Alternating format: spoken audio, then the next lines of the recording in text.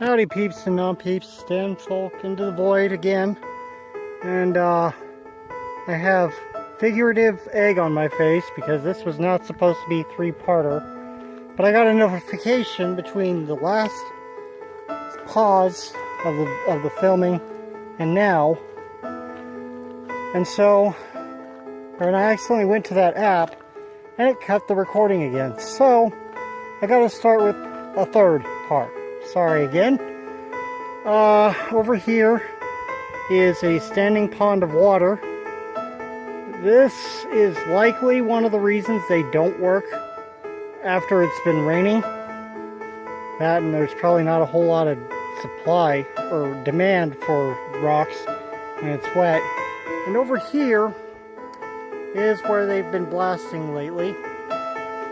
And they pretty much what they do is they cut from the top, they drill holes down into the thing, and or into the ground, and they fill that with blasting caps, and they blast it, and then they spend a while clearing all that rock out, and probably either putting it into that mining equipment or into those piles, so that they can fill up the trucks.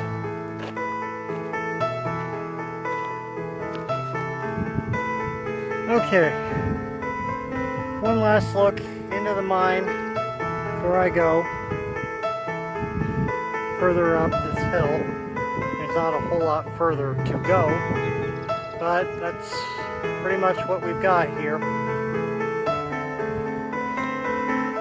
Now, when we moved here, the lady who worked in the office where the scale is said she lived in a trailer.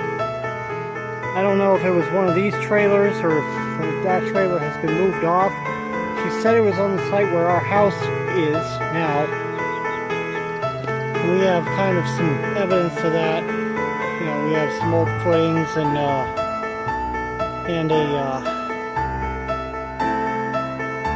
some holes where it was likely they put a propane tank to protect it with the poles. But they seem to have a bunch of these old vehicles and campers kind of scattered around here. We don't usually go over here, so it doesn't really bother us. But they've pretty much dug all the way up. We actually thought they were going to go over here, but if they do, they're going to have to move those vehicles and trailer so that they don't have to work around it. And on top of that, we believe when they're done, if they ever do finish, when they're done with the rock that's in this hole, we think they're going to take those down into the hole and bury them. I'm not sure how legal that is, but the way these people run their quarry, doesn't seem like they care too much for the environment. And on top of that, in my most cynical voice, it is Texas after all. And over there is the scale in the office. And down there is Dozer Lane.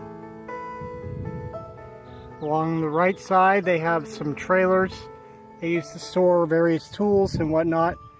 In the back, the green and white house, or the white house with the green trim that you can probably barely see, is where I live.